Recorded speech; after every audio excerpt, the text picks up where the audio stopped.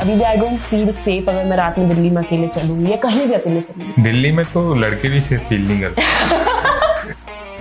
मैंने कभी इमेजिन नहीं किया था कि हम दोनों रूबरू होकर ऐसे बात कर रहे होंगे। कैसे आइडिया है कि यार ऐसा कुछ करते हैं? I am a kind of a person who loves to do everything, जिसको हर चीज में वो नेतागिरी। भोपाल ऐसा शहर है। आप दिल कहेंगे, मैं भोपाल कह दूंगी। दिल्ली वाले दिल वाले नहीं, भोपाल वाले भी दिल वाले। फन्ने खा वर्ड बहुत फेमस है। क्या है? फन्ने खा।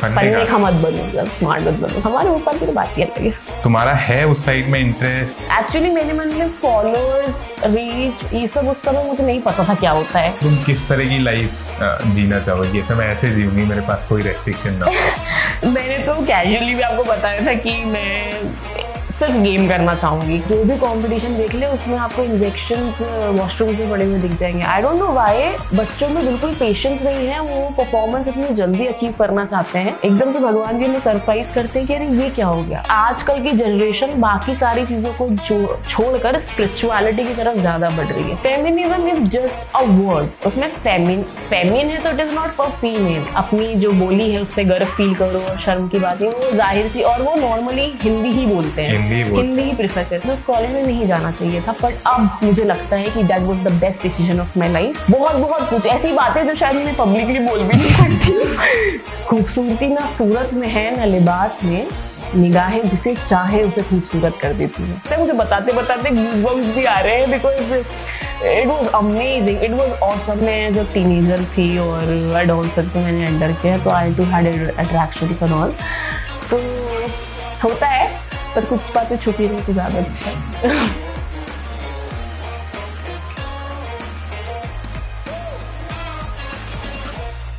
Welcome Bhavna, welcome to the ground floor. Thank you. और तो अपन इसके बारे में थोड़ा ऐसे नॉर्मल इंटरव्यू का ऐसा फ्लो रखते हैं कि आप जो भी अभी लाइफ में कर रहे हो वो उसकी पूरा बचपन से शुरू करते हैं स्टोरी। तो अपने बारे में थोड़ा आप बताइए कि आप कैसे थे बचपन में, कैसी लाइफ स्टाइल थी? I was Tom boyish from starting. First year में मेरी मम्मी मुझे बॉय शूज पहना के स्कूल भेजती थी और शॉर्ट्स भी।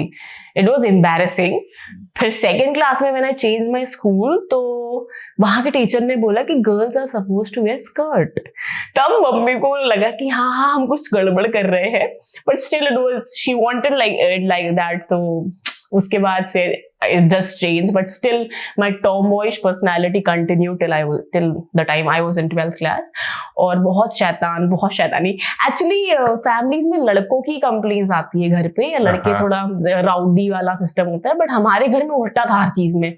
मैं लड़के आ जाती थी और मेरी कंप्लेंट्स आ जाती थी और मैं दौड़ा के आती थी कि आज के बाद बताती हूँ करके। My childhood was awesome. मैंने लड़कों के साथ क्रिकेट खेला है, गली में पिड्डू खेला है, खो कबड्डी, एवरीथिंग। हमारा चाइल्डहुड आज के बच्चों जैसा नहीं था जिनके हाथ में फोन है। हमारा चाइल्डहुड जैसा था, बचपन जिसको आप कहते हैं। और पापा के आने से पहले जल्दी से घर में घुस के पढ़ने बैठ जाना, same, everything was very beautiful. और दैट्स हाउ इट वेंट। पता नहीं कैसे इतनी जल्दी निकल गया, मुझे पता भी नहीं चला।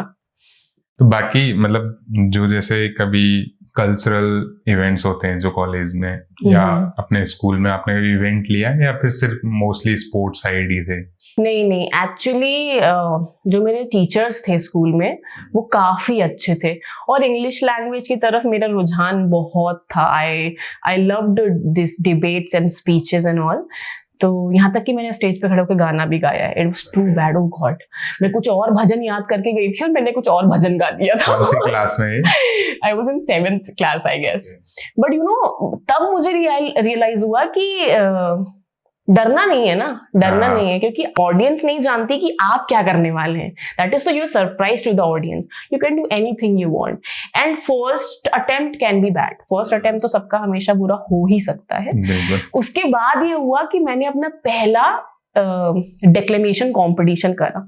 My English teacher was so impressed by me कि वो चाहती नहीं थी कि मैं बोलना बंद करूं। मैंने मार्टिन लूथर किंग को डेक्लेमेट किया था। She stood up and clapped for me and हमारे लिए वो बहुत बड़ी बात थी बिकॉज हमारी इंग्लिश टीचर काफी फेमस थी हमारे रीजन में। तो द फर्स्ट स्टेप गाने वाला was okay, but next step जो था इट वाज बूम। तो वेरी गुड एक्चुअली। तो ये फिर आप जैसे हिंदी कंटेंट में कहाँ से शिफ्ट हो गए? इंग्लिश की तरफ पूरा था, इंग्लिश की स्पीकिंग अच्छी थी, देन हिंदी कंटेंट की तरफ कैसे शिफ्ट हो गए? मुझे लगता है कि जब आप अपने आप को एक्सप्रेस करना चाहते हैं, कागज पे अपनी भावना को उकेरना चाहते हैं, तो मातृभाषा में ही कर पाएंगे। क्योंकि हम जब लिखते हैं तो हम सिर्फ किसी को बताने के लिए या कोई पसंद करे, उस टाइम में इसीलिए नहीं लिख रही थी। मुझे लगता है कि मैं कुछ महसूस कर रही थी, मेरे जीवन में कुछ चल रहा था, उस चीजों से उभरने के लिए और उन चीजों से बाहर निकलने के लिए मैं लिख रही थी। तो मुझे लगता है कि मेरी मदद सिर्फ हिंदी ही कर सकती थी, और हिंदी ने जिस तरीके से मुझे निकाला है शायद कोई और भाषा नहीं कर पाती। मतलब लिखते अब तुम हिंदी में ही थे? जी। फर्स्ट थॉट एक्चुअली हिंदी में ही आया था। तो मतलब लिखना पहले से ही स्कूल टाइम से लिख रहे हो या फिर बहुत लेट स्टार्ट किया है, या कोई ब्रेकअप हुआ हो तब लिखना शुरू किया? नहीं, एक्चुअली स्कूल टाइम से ही लिख रही हूँ, और लिखना अच्छा लगता है। मम्मी और मैं बैठते थे, जब मम्मी सब्जी काटती थी मैं मम्मी के सामने बैठी होती थी, तो हम राइम करते थे। मेरी मम्मी भी काफी, she is very talented and she had masters in sociology that time. तो वो भी काफी रुचि रखती हैं इन सब फील्ड्स में, तो वहां से ये चीज शुरू हो गई और हमने लिखना और बोलना चालू कर दिया। तो स्कूल टाइम से I used to write. School time जी। देन फिर ये सोशल मीडिया में कंटेंट क्रिएशन कब से शुरू किया, और एक कैसे आइडिया है कि यार ऐसा कुछ करते हैं? कभी कभी ना हम जीवन में उन चीजों से गुजरते हैं जिस चीज के लिए हम प्रिपेयर्ड नहीं होते। एकदम से भगवान जी हमें सरप्राइज करते हैं कि अरे ये क्या हो गया। ऑल्दो उस मोमेंट पे हमें वो चीज बहुत बड़ी लग रही होती है, पर भगवान के पास कुछ और प्लान्स होते हैं, हमें उस वक्त वो समझ में नहीं आते, हमें वो बाद में जाके समझ में आते हैं। मेरे साथ भी कुछ ऐसा ही हुआ था। मैं कॉलेज में थी, मैंने कुछ बुरी चीजों को फेस किया जो मैं चाहती थी कि उस एज के हिसाब से मुझे उन चीजों से नहीं गुजरना चाहिए था, but you can not control time, right? You can not control universe, and I had to face that. तो दिल टूट गया मेरा, फिर कैसे ना कैसे करके तो I had to go through it, and oh God, lockdown happened. अरे बाप रे, I can not talk to anyone, I can not socialize, हम बाहर नहीं जा सकते, क्योंकि यही तरीके तो हैं जब आप निकल सकते हैं ना, तो कैसे ही हो पाएगा। और फिर जो लोग करीबी थे कम वक्त वही फरेबी थे, तो उनसे भी नहीं बात कर सकते आप, किसी को अपने दिल की बात बता ही नहीं पा रहे हैं आप। तो सोशल मीडिया आ गया, मैंने लिखना और ज्यादा चालू कर दिया हिंदी में। I made a video out of it, people loved it, because सबसे पहले मैंने उसको अपने पर्सनल पेज पे पोस्ट किया। लोगों को बहुत पसंद आया क्योंकि मैंने अपनी भावनाएं निकाल के रख दी थी। तो और मुझे भी फिर बहुत अच्छा लगा। फिर मेरी एक दोस्त है, she is Himani Chaudhary, she is a yoga influencer. तो वो मुझसे पहले इस फील्ड में आ गई, उसने मुझे काफी फोर्स किया कि make it, do it, then I did it.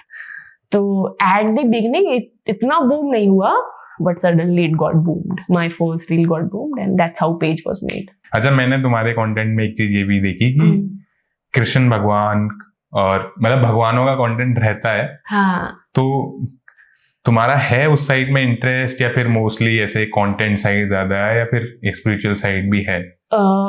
मुझे ऐसा लगता है कि आजकल की जनरेशन बाकी सारी चीजों को छोड़कर स्पिरिचुअलिटी की तरफ ज्यादा बढ़ रही है।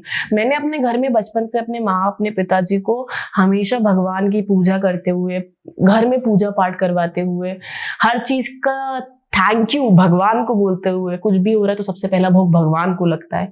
तो मैं एक टिपिकल हिंदू फैमिली से बिलोंग करती हूँ। यही रीजन नहीं है भगवान पे मानने का, जो मैंने खुद जो एनर्जीज फील करी हैं जब वो और मैं कांटेक्ट में रहते हैं, या जब मैंने अपने दुख अपने घुटनों पे बैठ के अपने भगवान के सामने गाए हैं और उन्होंने मुझे उन चीजों से उबार लिया, तो मुझे लगता है कि ये बोलना बनता है।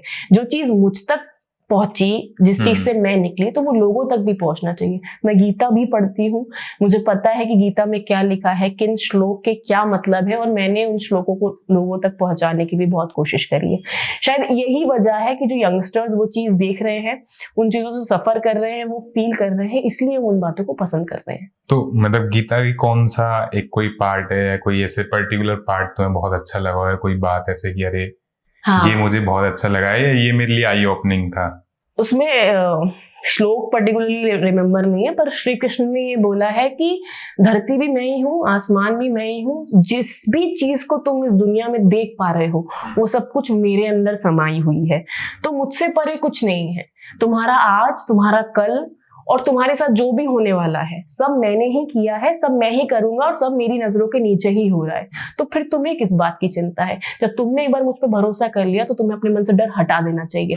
और अगर तुम्हारे मन में डर है, इसका मतलब तुम्हारा मुझ पर भरोसा कम है, तो डर नहीं होना चाहिए। मेरे आचरण में आ जाओ और डर को पूरी तरह से खत्म कर दो। बिल्कुल। एक मतलब ट्विटर पे हरीश मिश्रा जी करके हैं जी, उनकी एक लाइन थी सेम बिल्कुल कि अगर आप डर रहे हो इसका मतलब आप भगवान की व्यवस्था पे शक कर रहे हो। सही बात है। वो आई थिंक बिल्कुल जो तुमने बोला है या जो उस गीता में बोला उसी लाइन का एक सार है। तो बाकी तुम्हारी लाइफ में स्पोर्ट कब से शुरू, मतलब स्कूल टाइम से ही कर रहे हो या फिर कैसे स्पोर्ट्स में कैसे एंटर हुए? फैमिली में कोई लोग हैं? नहीं, मेरी फैमिली में कोई स्पोर्ट्स पर्सन नहीं है। मेरे नाना जी काफी पहले जब उनके यंग एज में वो रेसलिंग करते थे, पर उस टाइम इतना क्रेज नहीं था उन चीजों का। तो मैंने स्कूल टाइम से स्पोर्ट्स स्टार्ट किया और मैं विद्रोही नेचर की हूँ। अगर आप मुझे बोलेंगे कि आप कोई काम नहीं कर सकती, तो फिर मैं बोलूंगी कैसे कैसे नहीं कर सकती। तो मेरे फिजिकल एजुकेशन टीचर ने बोला था कि तुमसे नहीं हो पाएगा, तो करके दिखाने का मन था कि ऐसे कैसे नहीं हो पाएगा। तो दैट्स हाउ इट स्टार्टेड। विद्रोही नेचर वो बहुत पूरा आगे बढ़ गया और मेडल्स आना चालू हो गए। मैं लॉन्ग जंप में I participated, one medals, and that's how it started. तो अभी मतलब आई थिंक लोगों को पता नहीं है, बट तुम अपना थोड़ा जर्नी बताइए कि आप जैसे स्पोर्ट्स में स्कूल में किया, फिर कॉलेज में है, एंड अभी क्या कर रहे हो? मैंने स्पोर्ट्स स्कूल से स्टार्ट किया, फिर I am 5 times my state medalist and participated in national several times. I am west zone medalist and triple jump या फिर लॉन्ग जंप, दोनों में? हाँ। ओके। और I got into my college on the basis of sports only. I gave entrance exam and then cleared the exam. Then I got all India rank 30 and I got into bachelor's in physical education. Then sports continued and I studied physical education. I did masters in sports psychology. तो अभी sports psychology में मेरा masters चल रहा है। और right now मैं विशाखापट्टनम में as a physical education teacher और head of the department posted हूँ। Nice. बाकी तुम्हारे यार मैं जब कॉलेज में था तो मेरी कॉलेज में मैंने स्पोर्ट्स ही किया है, बट तुम लोगों की तो कॉलेज ही स्पोर्ट्स की है, तो उसका क्या एनवायरनमेंट होता है, क्या कल्चर होता है? ये जो सवाल आपने कर दिया है कॉलेज, ओ गॉड, कॉलेज लाइफ तो सबको मतलब इतनी प्रिय होती है कि मुझे लगता है कि शब्द कम पड़ जाएंगे अगर मैं फर्स्ट ईयर से 4th ईयर की जर्नी को रिवाइज करना चाहूंगी। और मुझे लगता है मुझे बताते बताते गूज़बम्स भी आ रहे हैं, because it was amazing, it was awesome. ऐसा क्या नहीं है जो मैंने कॉलेज में नहीं किया है। कौन सी ईयर में गए थे कॉलेज? फर्स्ट 2018। ओके। 2018 में तो पहले लोग अनजान थे, फिर दोस्त बन गए, और दोस्त बन गए तो फिर यादें बन गई, और यादें वो ऐसी बनी है जो जीवन तक साथ रहेगी। हमने कांड किए हैं, हमने टीचर्स को परेशान किया है, हमने डांट खाई है, हमने सीनियर्स की मार झेली है, हमने ताने सहे हैं, हमने सीनियर्स को जो परेशान किया है, छप्पे से पानी डाल देना, चोटी खींचना, कपड़े छुपा देना, बहुत बहुत कुछ ऐसी बातें जो शायद मैं पब्लिकली बोल भी नहीं सकती हूँ। तो काफी वंडरफुल। और फिजिकल एजुकेशन कॉलेज का माहौल नॉर्मल कॉलेजेस से काफी डिफरेंट होता है। हम लोगों को डिसिप्लिन सर्वोपरि सिखाया जाता है, to be disciplined, to be humble on the field, off the field, and to be respectful. अगर आप अपने सीनियर से रिस्पेक्टफुल रहेंगे तो जाहिर सी बात है जब आप जॉब में जाएंगे तब वहां भी आपकी चीज अंदर वो चीज इनकलकेट हो जाएगी, तो आपको थोड़ा ईज हो जाएगा। मुझे लगता है मैंने अपने कॉलेज में जितने लाइफ लेसन सीखे हैं उतने मुझे नहीं लगता कि मैं कभी सीख पाती।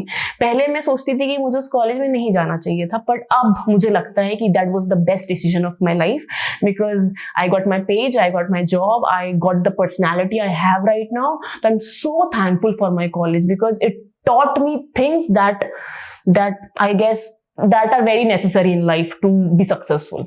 तो अभी मतलब आपको जैसे कंटेंट क्रिएशन कर रहे हो तो आपको कैसा लगता है, मतलब वो जो पूरा एज ए प्रोफेशन है, स्पेस है, उसमें किस चीज में मजा आता है और कौन सी चीजें हैं जो हर्डल है, और उसमें जो भी अपॉर्चुनिटीज हैं जो एटलीस्ट तुम अभी तक देख पाए हो, मॉनेटरी वे में भी या और नॉन मॉनेटरी वे में भी? मतलब मुझे लगता है कि हर चीज के पर्क्स और कॉन्स तो होते ही हैं। तो एडवांटेजेस और डिसएडवांटेजेस की बात करेंगे तो कंसिस्टेंट रहना बहुत डिफिकल्ट है। I am a kind of a person who loves to do everything, जिसको हर चीज में नेतागिरी तो हर चीज में कुछ कुछ करना अच्छा लगता है, इसलिए आई गेस जो चीजें आती जा रही हैं, जो मुझे करने का मन है वो मैं करती चली जाती हूँ। बट ऑन इंस्टाग्राम और एनी सोशल मीडिया प्लेटफॉर्म आपको कंसिस्टेंट रहना पड़ता है। तो कभी कभी मन नहीं होता, कभी कभी ऐसा मन होता है कि फोन से दूर चले जाएं, फिर थोड़ा सा टॉक्सिक एनवायरनमेंट हो जाता है, यू नो, कि आपको अपने आप को प्रेशराइज और पुश करना पड़ रहा है कि you have to do it, otherwise page का रीच चला जाएगा या फॉलोअर्स कम हो जाएंगे, या आप कंसिस्टेंट नहीं है तो उतना ग्रो नहीं कर रहा है पेज। सबसे बड़ी बात तो ये हो गई। दूसरी बात, कभी कभी आप समझाना कुछ और चाहते हैं और लोग समझते कुछ और है, और उस चीज का रिएक्शन थोड़ा इतना बुरा होता है कि वो, आप समझ रहे हैं मैं क्या कहना चाह रही हूँ, हमारा माइंडसेट डिस्टर्ब कर देता है और हम थोड़ा सा परेशान हो जाते हैं कि हम ये नहीं करना चाहते थे, but it got out in that way. That was not our mistake but it happened. उस चीज को इग्नोर करना बहुत डिफिकल्ट है, और हमेशा हमेशा आपकी रीच अच्छी नहीं है, हमेशा हर वीडियोस आपके मिलियंस में नहीं जा रही है। तो समटाइम्स यू थिंक कि जो नॉर्मल क्रिएटर्स है, मे बी दे थिंक कि might be not good enough, let's change it. जो सेल्फ डाउट वाले thoughts, that is also very bad part. कोई ऐसा इंसिडेंट ध्यान है जहाँ तुम्हें लगा रही ये क्या हो गया, माइंड एकदम पॉजिटिव वाला बताना है, नेगेटिव वाला? नेगेटिव वाला, मतलब जैसे सोशल मीडिया पे बहुत सारी चीजें हैं, क्योंकि आप खुद के पर्सपेक्टिव से कुछ डाल रहे हो, एंड देन सडनली वो ऐसे लाखों लोगों के पर्सपेक्टिव से एक्सपोज हो रहा है, तो ऑब्वियसली बात है कि उसमें बहुत सारे डाइवर्स व्यूज भी होंगे, एंड देन हमारे लिए डाइजेस्ट करना बहुत मुश्किल हो जाता है। कमेंट्स ना, कितना भी पॉजिटिव कंटेंट आप डालोगे, बट इंडिया का पॉपुलेशन और इंडिया के जो व्यूअर्स हैं, आपको ये बात पता है कि यूट्यूब की जनता डिफरेंट है, स्नैप की डिफरेंट है, ट्विटर की अलग है और इंस्टाग्राम की अलग है। तो छोटे छोटे बच्चे भी मुझे शायद ये बातें नहीं कहना चाहिए, पर सबका अपना परसेप्शन है और सबका खुद को प्रेजेंट करने का अपना तरीका है। LGBTQ जो ग्रुप है उनका अपने आप को प्रेजेंट करने का तरीका अलग है, हम लिटरेचर वाले हमारा अलग तरीका है, फैशन इन्फ्लुएंसर्स का अलग तरीका है। बट लोगों के जो कमेंट होते हैं, I guess you might have heard a boy committed suicide because he belong to that group और he like to express himself makeup करके या उस ड्रेस पहन के, उसको उस चीज में ग्रेस फील होता था, बट लोगों को वो चीज एक्सेप्ट नहीं थी और उसके वीडियोस पे इतने हेट कमेंट्स थे and he committed suicide. I guess this should not be accepted इस social media, but it happens, तो that is very bad part. और मैंने इतना लेवल पे कभी सफर नहीं किया क्योंकि मेरे अंदर इग्नोरेंस लेवल बहुत ज्यादा है, again thanks to my college. तो बट कभी कभी कमेंट्स जब पढ़ने में आते हैं और इतना पॉजिटिव कंटेंट डालने के बाद भी कुछ स्टूपिड कमेंट्स होते हैं, तो it just clicks in my mind कि what's happening, what is this, that's all. बाकी ऐसे कोई जो भी लोग क्योंकि देखो कंटेंट क्रिएशन में क्या होता है कि हर कोई देख के लगता है मैं भी कंटेंट क्रिएशन शुरू कर सकता हूँ, है ना, जो कि अच्छी चीज है कि लोग एक्सप्रेस करना चाह रहे हैं। बट उनको क्या चीज ध्यान रखनी चाहिए जो शुरू कर रहे हैं या जो शुरू करना चाहते हैं, उनको क्या चीजें हैं जो लगता है कि ये चीजें 3 चीजें या 5 चीजें ये ध्यान रखना, अगर ये कर लोगे तो मे बी एक पॉइंट तक आप पहुंच जाओगे। मुझे लगता है कि जैसा मैंने बोला, consistency is very much important, और मुझे लगता है कि अगर आप किसी चीज का कंटेंट बना रहे हैं तो आप उसका बैकग्राउंड अच्छे से सर्च कर लीजिए कि आपके पास इतने टाइम तक का कंटेंट होना चाहिए और आप इतना प्रिपेयर रहेंगे। उसके बाद आपको होपफुल रहना चाहिए, बट हाइपर होपफुल नहीं रहना चाहिए कि इतने टाइम में ये हो ही जाएगा या मेरा वीडियो इतने टाइम में, बिकॉज वो उससे निराशा हो जाती है, तो वो नहीं रहना चाहिए। और as per audience, as per the current trends, as per the audience की जनता क्या देखना चाहती है और आप जनता तक क्या पहुंचाना चाहते हैं, इन दोनों चीजों में आपको सामंजस्य बैठाना पड़ेगा। तो that is also one point। ये तो ये जो है चीजें, ये एक सर्टेन पॉइंट ऑफ टाइम के बाद में ऐसा लगता है कि हमारे पास प्लान होना चाहिए कंटेंट का, या फिर जो ऑडियंस चाहती है वो चाहिए, या फिर स्टार्टिंग में एक्चुअली नेचुरल करना चाहिए कि जो तुम्हें अच्छा लगता है, कोई प्लान नहीं है, एकदम ओपन हो क्रिएटिविटी में। मतलब तुम जैसे सबका अलग अलग होता है। हाँ। तुमने कैसे किया उसको स्टार्ट, या प्लान स्टार्टिंग के जो डेज? नहीं, मैंने प्लान नहीं किया। एक्चुअली मेरे मन में फॉलोअर्स, रीच, ये सब उस समय मुझे नहीं पता था क्या होता है या पॉपुलैरिटी क्या होती है. मुझे पता था हाँ फॉलोअर्स बढ़ते हैं, मुझे ये भी नहीं पता था कि 1 मिलियन हो जाएंगे. तो mind was very random and my stuff is also very raw. तो how it goes into my mind it comes out on the video. But लोग अगर प्रिपेयर्ड करके करेंगे और ये डिफरेंट फील्ड्स में, तो फिर उनके पर्सपेक्टिव्स डिफरेंट हो जाते हैं, जहां तक मुझे लगता है. इंटरेस्टिंग. तो जो मतलब कंटेंट होता है तुम्हारा तो बहुत रॉ होता है, और मुझे लगता है कि उसकी एक ब्यूटी ये है कि वो रॉ कंटेंट की कि वो आपको ऑथेंटिक भी लगेगा. हाँ. आपको लगेगा कोई आसपास से ही आपके है, और दूसरा उसके लिए बहुत ज्यादा प्लान नहीं करना पड़ेगा. आप नहीं तो शूट करो, एडिट करो, बैठ के इतना टाइम उसमें चला जाता है. आई थिंक लोगों का कंसिस्टेंसी मेंटेन नहीं कर पाते हैं. अच्छा, तुम्हें सोशल मीडिया का कितना लगता है कि वहाँ कंटेंट ज्यादा इंपॉर्टेंट है या उनके एल्गोरिदम को समझना ज्यादा इंपॉर्टेंट है? मुझे लगता है कि कंटेंट ज्यादा इंपॉर्टेंट है, यू नो, बिकॉज एल्गोरिथम्स तो जो है, मैं इतने टाइम से इंस्टाग्राम पे काम कर रही हूँ, मैंने एल्गोरिथम्स को ब्रेक भी किया है. अगर लगातार मेरी वीडियोस पे व्यूज नहीं गए हैं तो उसके बाद मेरी वीडियोस पे तुरंत व्यूज गए भी हैं. तो अगर कंटेंट अच्छा है तो जनता जरूर पसंद करेगी. डजेंट मैटर कि इंस्टाग्राम का एल्गोरिथम क्या है, उस हिसाब से फिर एल्गोरिथम्स चेंज भी हो जाते हैं. वो अलग बात है कि ट्रेंडिंग ऑडियोज और इस टाइम पे पोस्ट करना या ये hashtag, that is a very different scenario, but you can change that. वो कितना इंपॉर्टेंट लगता है? जैसे लोगों को लगता है कि अरे इस टाइम पे करना चाहिए या फिर ये हैशटैग यूज करने चाहिए, तो लगता है इतने इंपॉर्टेंट है? हाँ, बिल्कुल इंपॉर्टेंट है. जब तक आपकी ऑडियंस एक लेवल पे नहीं आ जाती तब तक ये चीजें बहुत इंपॉर्टेंट है. उसके बाद ज्यादा नहीं. उसके बाद नहीं है. उसके बाद आप अपने हिसाब से पेज को चला सकते हैं. तो अभी इसको अगर ऐसे किसी को, जैसे तुम्हें अगर इसको प्रोफेशन, एज ए प्रोफेशन लेना हो कंटेंट क्रिएशन को, तो तुम्हें क्या क्या हर्डल लगते हैं? मतलब कि अरे यार ये हर्डल है, इसकी वजह से शायद मैं इसको एक बार सोचती हूँ, डाउट आता है कि लूं या ना लूं, ऐसा कुछ लगता है? मुझे लगता है सबसे पहले तो फाइनेंशियल स्टेबिलिटी नहीं है जो हमारे इंडियन सोसाइटी को चाहिए होती है. सिक्योरिटी और स्टेबिलिटी नहीं है, बिकॉज कभी इनकम है कभी इनकम नहीं है, because every time you can not get work. Secondly, how to convince the parents, right? मतलब मम्मी पापा, हमारी इंडियन सोसाइटी ऑर्थोडॉक्स थिंकिंग कि भाई गवर्नमेंट जॉब नहीं कर रही है या ये क्या है, हम रिश्तेदारों को क्या बताएंगे. तो वो कन्विंसिंग के लिए भी कि यार इनको क्या करके समझाएं और कैसे जाएं. सेकेंड चीज वो है. और थर्ड चीज ये भी है कि आप रिस्ट्रिक्ट भी हो जाओगे ना, एक ही फील्ड में आप रिस्ट्रिक्ट हो जाओगे कि मैं इसी तक सीमित हूँ, फिर बाहर की चीजों का क्या. तो अभी कंटेंट क्रिएशन में जो भी कम्युनिटी है उसमें आप लोगों से जुड़े हो जो कंटेंट क्रिएशन में है?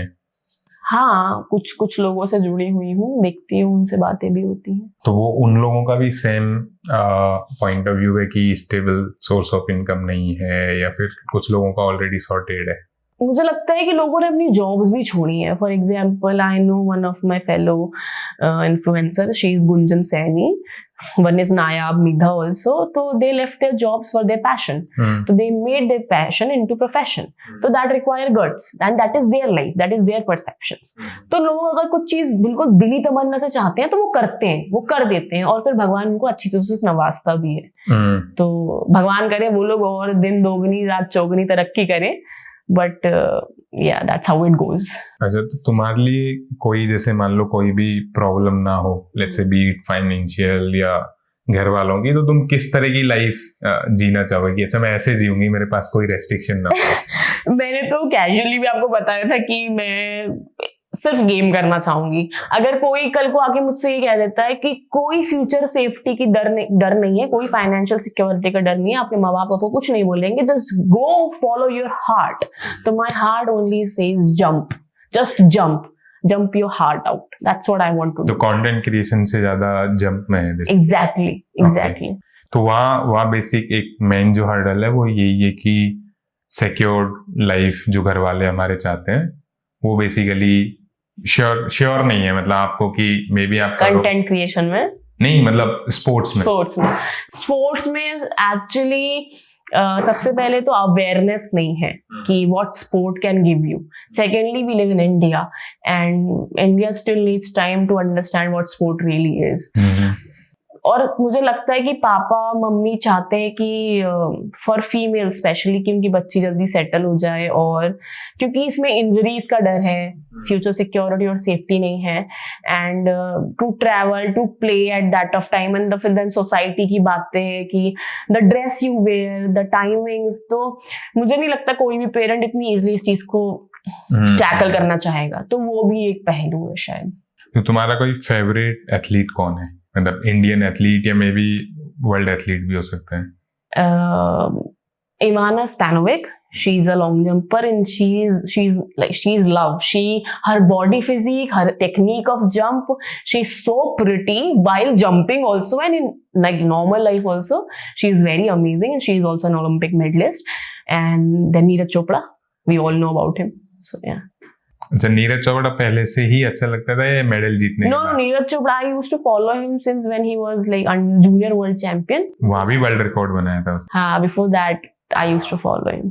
मैं भी एक्चुअली उनको तब से ही फॉलो कर रहा हूँ जब उन्होंने पहले actually I think world record बनाया था जूनियर लेवल पे।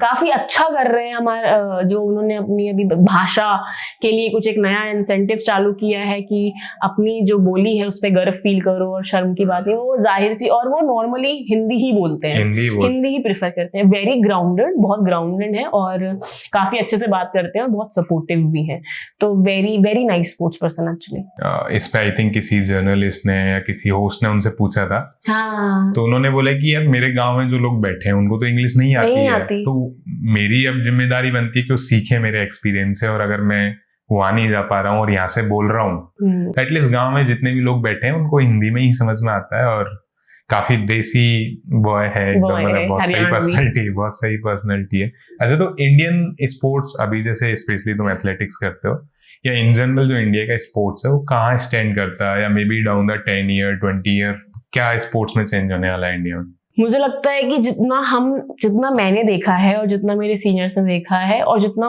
मैं समझ पा रही हूँ, हमने काफी डेवलप किया है और सारी फील्ड्स में हम आगे बढ़ रहे हैं। हम स्पोर्ट्स में सिर्फ मेन ही नहीं, विमेन भी काफी अच्छा परफॉर्म कर रही हैं। Recently Jyoti Rajeev won an indoor championship and she is performing very good. She is only a example, और उनके अलावा भी काफी जो फीमेल एथलीट्स है वो भी बहुत अच्छा कर रही है। गवर्नमेंट बहुत इंसेंटिव्स ले रही है विमेन को आगे बढ़ाने के लिए। अगर आप बाकी जगह से इनको कंपेयर करेंगे तो हमें भी काफी टाइम है अपनी टेक्नोलॉजी इंप्रूव करने में, जो बायोमैकेनिक्स हैं, जो हमारे स्पोर्ट्स साइंटिस्ट हैं, तो ऑन फील्ड चीजों को इंप्रूव करने में हमें काफी टाइम लगेगा, क्योंकि बाकी लोग हमसे थोड़ा आगे हैं। थोड़ा है बहुत, मतलब specially in terms of sports technology, हाँ काफी आगे हैं। तो मतलब ये कहाँ इशू लगता है कि हमें बेसिकली हम किस लेवल पे एक्चुअली नहीं कर पा रहे हैं? जैसे हमारी जो भी स्पोर्ट्स की कॉलेज है वहाँ रिसर्च नहीं हो रही है, या जो हमारा बाकी साइंटिफिक इकोसिस्टम है वहाँ पे एक्चुअली स्पोर्ट्स को कोई इंपॉर्टेंस ही नहीं दी जा रही है? मुझे लगता है ग्राउंड लेवल पे ना कि बच्चों को बढ़ावा नहीं दिया जाता। जैसे आप फॉरेन कंट्रीज में देखेंगे तो उनको बहुत कम एज से स्पोर्ट्स में डाल दिया जाता है, क्योंकि वो उनका रुझान है, वो जाना चाहते हैं तो वो बिल्कुल जा सकते हैं। हमारे यहाँ रोक देते हैं, टैलेंट होगा तो वो वहीं रुक जाएगा, वो आगे तक नहीं पहुंच पाएगा, फिर एक ओलंपिक मेडल आता है तो दिक्कत भी होती है।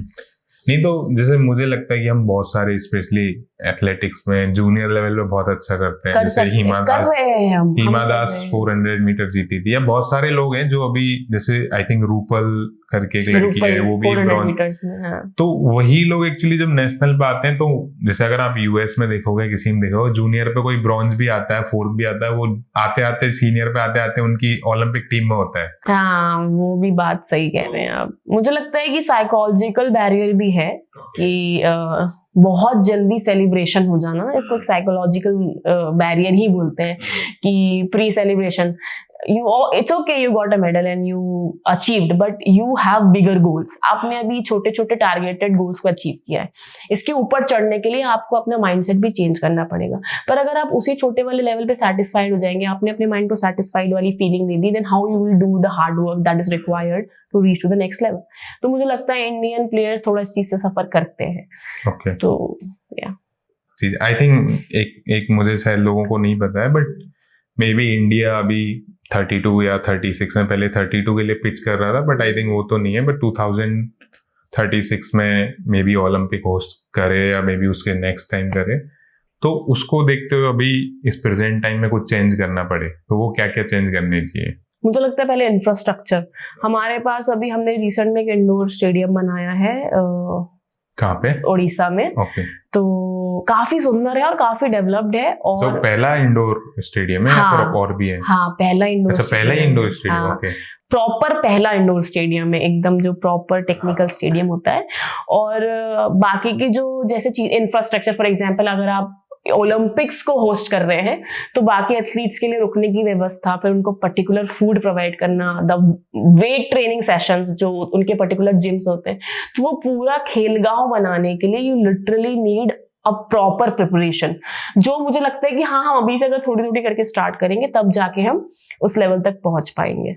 जैसे ओडिशा गवर्नमेंट बहुत अच्छा कर रही है स्पोर्ट्स में। उन्होंने अच्छा कर रही है। हॉकी टीम को भी वो स्पॉन्सर करते हैं, हॉकी की सारा इंफ्रा बनाया है। आई थिंक अब एथलेटिक्स का भी बना रहे हैं। तो मुझे लगता है कि वहां से और गवर्नमेंट को भी उनके मॉडल को इंस्पायर लेना चाहिए। हाँ, इंस्पिरेशन लेना चाहिए। जाहिर सी बात है, जब हॉकी को कहीं से सपोर्ट नहीं मिल रहा था तो उड़ीसा ने हॉकी को सपोर्ट किया था कि कोई नहीं है अगर तो हम खड़े रहेंगे। And then hockey girls showed it back, they won the medal. Girls और बॉयज दोनों ने टॉप 4 में थे। तो आपको ये समझना चाहिए कि अगर आप एक कदम बढ़ाएंगे प्लेयर्स की तरफ तो वो आपको पूरा समंदर भी लाके दे देंगे, पर हमें उस लेवल का सपोर्ट उनको देना पड़ेगा पहले। फॉरेन एथलीट्स के पास अकेला एथलीट भी आता है तो special massager, physiotherapist, sports nutritionist, doctor, बहुत सारी चीजें। कभी कभी हमारे यहाँ एथलीट्स को नहीं मिल पाता इतना सब, अब मिलने लगा है। और मैं ये आशा करती हूँ कि आगे और भी ज्यादा डेवलपमेंट्स होंगे।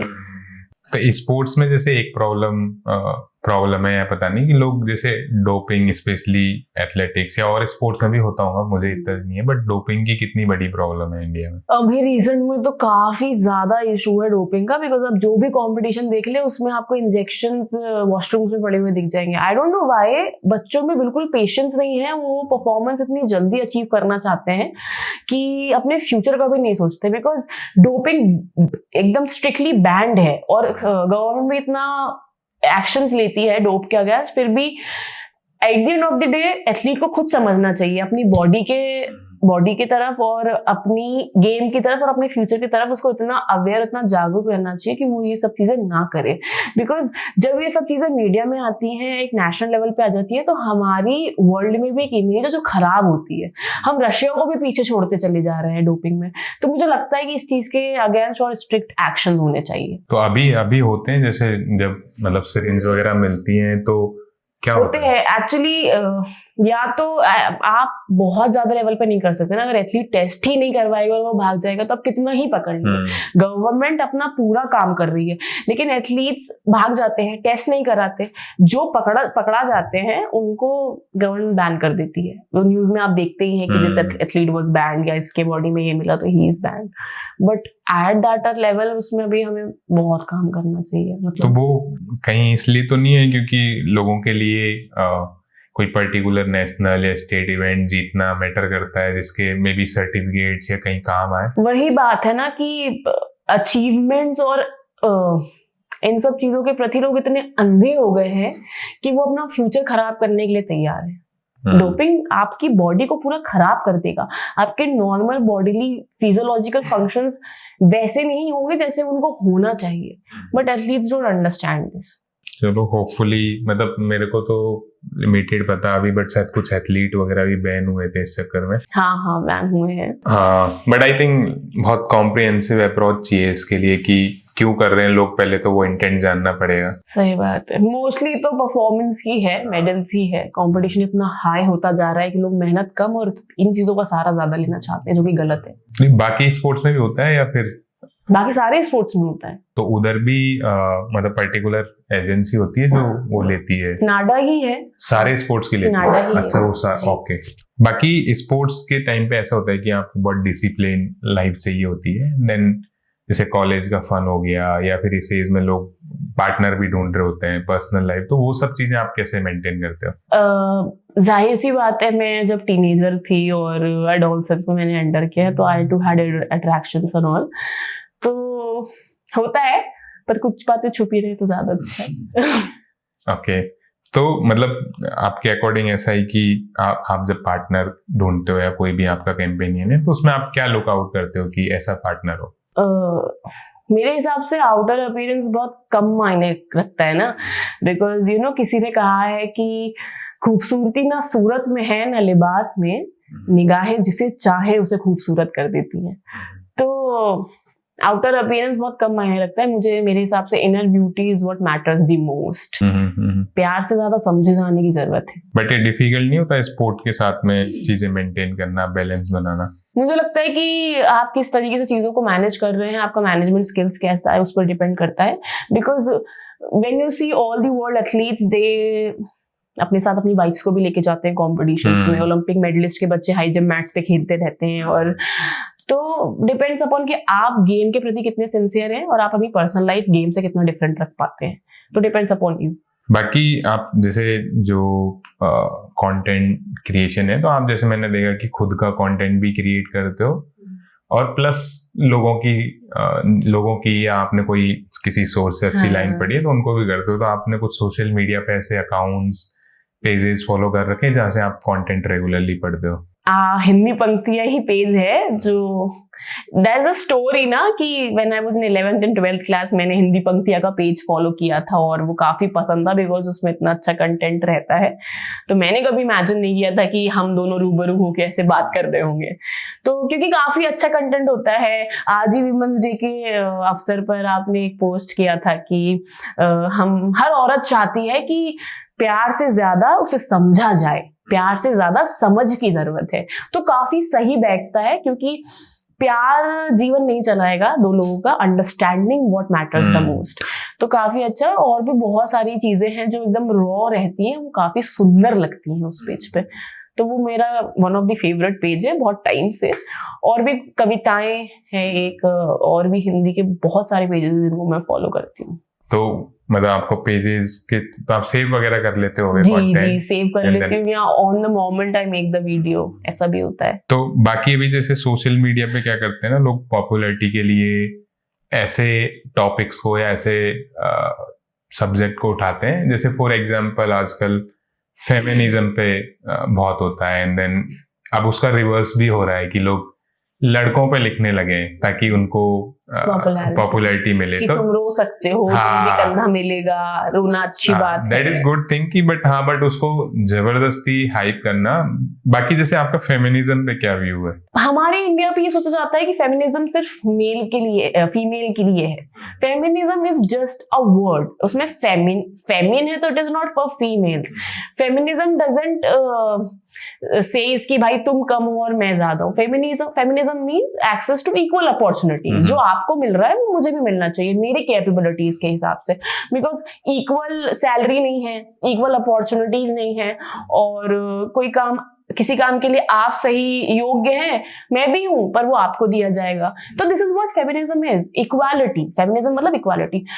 हाँ, मैं मानती हूँ कि एक पेस्यूडो फेमिनिज्म भी है जहाँ पे किसी भी प्रकार के वस्त्र आप पहन लेंगे, या आप ये मेकअप या बाल या उसको शो ऑफ भी कह सकते हैं, तो वो लड़कियां अपने हिसाब से उस फेमिनिज्म को एक्सप्रेस करती हैं। मैं किसी को सही और गलत नहीं ठहराऊंगी, पर इस चीज से जो रियल फेमिनिज्म है उस चीज पे फर्क पड़ता है। तो हमें फिर उस चीज के अगेंस्ट में भी बातें झेलनी पड़ती हैं। जो एक्चुअल में जो लोग कर रहे हैं इस चीज के लिए काम, एनजीओज हैं या विमेन ऑर्गेनाइजेशंस हैं, तो उन लोगों को इन सब बातों की वजह से सुनना पड़ता है कि आप ये पहन के फेमिनिस्ट बनना चाहती हैं, आप दर्शाना चाहती हैं। That is not feminism, that is just a way to show themselves, to like come up, है ना। तो मेरे हिसाब से feminism is very necessary in a country like India, क्योंकि अभी भी हम इक्वल नहीं है। अभी भी आई डोंट फील सेफ अगर मैं रात में दिल्ली में अकेले चलूंगी या कहीं भी अकेले चलूंगी। तो अभी वी नीड फेमिनिज्म। दिल्ली में तो लड़के भी सेफ फील नहीं करते रात में अगर कोई बाहर, मतलब टू बी ऑनेस्ट, मुझे लगता है कि मैं बाहर निकलूंगा 12 बजे, मेरा फोन मेरे से छीन के ले जाए, या कौन मेरे को डरा धमका दे। मतलब मेरे को पर्सनली लगता है, मैं कभी बाहर निकला नहीं हूँ, बट मेरे को लगता है कि यहाँ वैसे सेफ नहीं है। ऑन द अदर एंड में बेंगलोर में एक्चुअली जो जहाँ रहता था, एटलीस्ट कैंपस में, वहां मैं घूमता था, मुझे वहां कभी ऐसे फील नहीं हुआ कि या IIT कानपुर में। बट हाँ, मुझे दिल्ली में लगता है, पता नहीं क्यों लगता है ऐसा। मे बी हमारे माइंडसेट सेट है। हाँ, बट ऑब्वियसली लड़कियों के लिए तो और ज्यादा है, क्योंकि मुझे तो जस्ट एक चोरी वगैरह इनकी वजह से लग रहा है, बट लड़कियां इन जनरल भी सेफ फील नहीं करती कि कौन छेड़ के चला जाए। Got it. अच्छा, तो सोशल मीडिया पे आपके फेवरेट कंटेंट क्रिएटर कौन कौन है? प्रिया मलिक को मैं बहुत ज्यादा पसंद करती हूँ। एंड क्या रीजन है उसका? रीजन भी बताना आप क्यों करते हैं। बिल्कुल, बहुत अच्छा बोलती है ना, क्योंकि मुझे प्यार नहीं, मुझे इश्क चाहिए। तो जिस हिसाब से अपनी वॉइस को प्रेजेंट करती हैं, अपने शब्दों को कविताओं में ढाल देती हैं और बहुत रियल है। She is like a wonderful lady और आई विश कि मैं कभी उनको आमने सामने बैठ के सुन पाऊं। तो मुझे उनके शब्दों का चयन बहुत पसंद है। ओके। प्रिया मलिक और अभी तो फेवरेट आई गेस प्रिया मलिक ही है। और पेजेस में आपको मैंने जैसे कि बताया कि जो बाकी और कैटेगरी में कंटेंट क्रिएटर जो आपको लगते हो ये बहुत अच्छे कंटेंट क्रिएट करते हैं, इनका कंटेंट देख के खुश हो जाते हैं। एकता इन लव, वो भी बहुत अच्छा बोलती हैं। उनकी वॉइस बहुत अच्छी, बहुत ही प्यारी है। ऐसा सुकून सा फील होता है जब हम उनकी वॉइस सुनते हैं। संदीप महेश्वरी जी मोटिवेशनल वीडियोस बहुत अच्छे बनाते हैं और कभी कभी फनी वीडियोस देख लेती हूँ मैं। आयु जो तारक मेहता का उल्टा चश्मा वाली वीडियोस पे रील्स बनाते हैं। दोनों बच्चे हैं, भाई बहन है, but they make so relatable videos. I just love it और देख के हंसी आती ही आती है। तो यार such kind of pages I follow. तो जैसे अभी आप प्रिया मलिक का बता रहे थे, तो प्रिया मलिक का जैसे बहुत सारे लोग हैं, मैं ऐसे जो क्रिटिसाइज करते हैं ऑन द कंटेंट साइड, मतलब जैसे उनका बोलने का तरीका, प्रेजेंट करने का तरीका बहुत प्यारा है, नो डाउट अबाउट इट। और आई थिंक वो उनकी सबसे वो भी जानते हैं, बट उसमें जैसे एक पार्ट है कि मुझे प्यार नहीं इश्क चाहिए। अब इस लाइन का मीनिंग क्या है? नहीं, तो उन्होंने ये बात समझाई भी है। प्यार इज डिफरेंट, इश्क इज डिफरेंट। उनके हिसाब से प्यार एक अलग शब्द है और इश्क एक अलग। इश्क में ज्यादा पैशन है। वो ऐसा चाहती हैं कि जब प्यार इश्क वाले लेवल पे पहुंच जाता है तो वो पैशनेट लव है। लव इज लव, इश्क इज वेरी पैशनेट लव, जो आप पूरे मन से, पूरे दिल से करें। अच्छा, तो उसी में लाइन उन्होंने एक्सप्लेन किया है। कविता यही तो होती है, आप अलग अलग शब्दों का चयन करके दोनों को आपस में डाल देते। नहीं, लोगों ने मे भी हो सकता है उस पर्टिकुलर लाइन को उठा के विदाउट एनी कॉन्टेक्स्ट। हर व्यक्ति को हर शब्द की समझ नहीं होती शायद। बिल्कुल। बाकी ऐसे और कौन से ऐसे टॉपिक हैं जो आप कंटेंट क्रिएट करना चाहते हो, जिन पे कि जैसे मे बी कोई ऐसे पर्टिकुलर टाइप ऑफ कंटेंट हो सकता है? मैं बहुत विमेन ओरिएंटेड हूँ और हमेशा से चाहती थी किसी एनजीओ से जुड़ूं। शायद मैं उस पर काम करूंगी भी। तो मैं विमेन अवेयरनेस पे काफी ज्यादा वीडियोस बनाना चाहती हूँ, बिकॉज आज भी बहुत सारी लेडीज हमारी कंट्री में ऐसी जिनको खुद के राइट्स और रिस्पॉन्सिबिलिटीज के बारे में नहीं पता, जो अभी भी बहुत नीचे तबके में दबके रह रही हैं।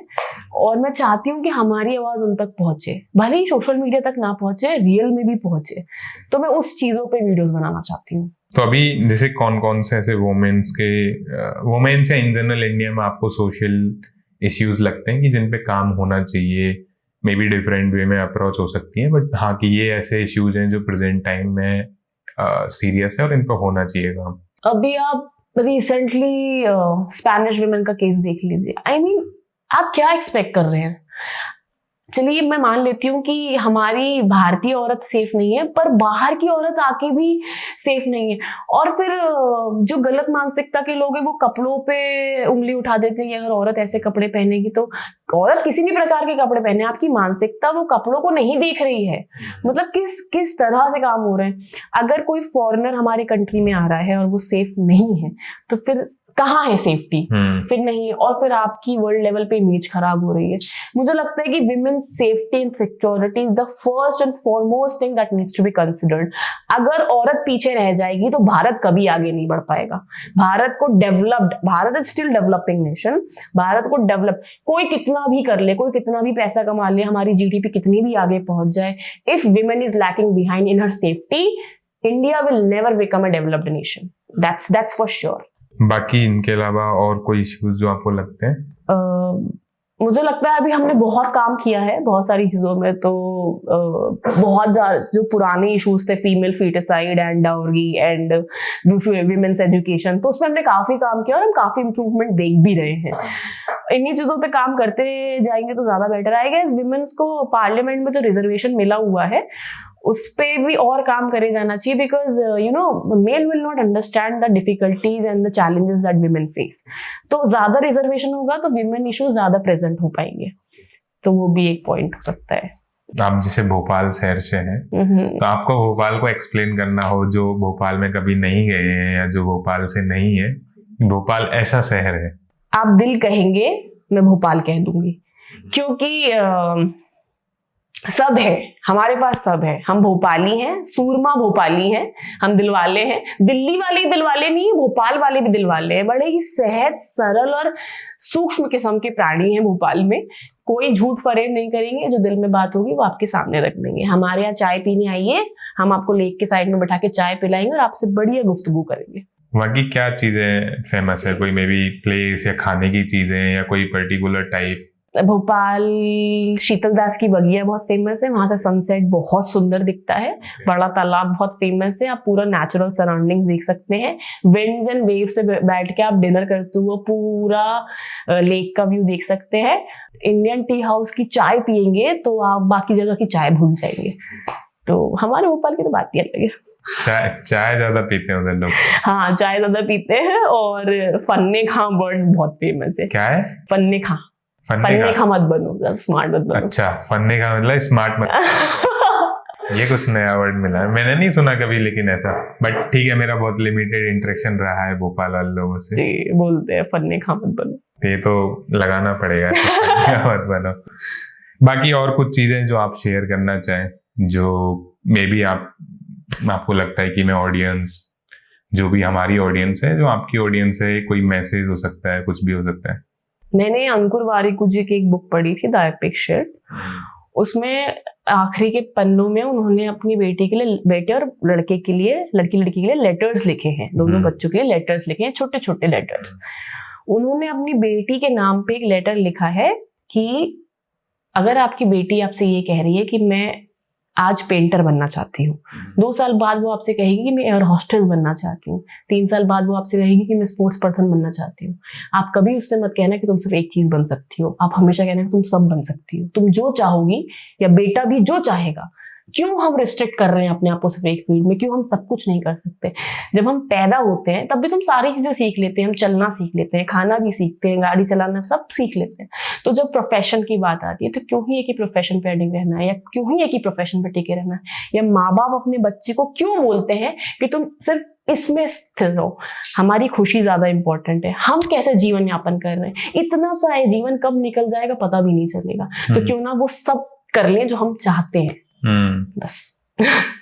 चलो, बाकी थैंक यू सो मच। आज मतलब मैं लोगों को बता देता हूँ कि जो मतलब हम लोग ये महाशिवरात्रि के दिन रिकॉर्ड कर रहे हैं, और आज भावना का व्रत भी है और पूरे दिन से भूखी है। फिर भी हम रात को ऑलमोस्ट 7 से 8 बजे के अराउंड में कर रहे हैं। तो thank you so much. Thank you so much मुझे यहाँ बुलाने के लिए और मुझसे बातें करने के लिए। और सरप्राइज, पूरा यूनिवर्स एकदम प्लान कि हम दोनों आज बात कर रहे हैं। बिल्कुल, मतलब हम लोग पता नहीं कैसे जुड़े और फाइनली मिल रहे हैं एक दूसरे से। बाकी मिलते रहेंगे। चलो।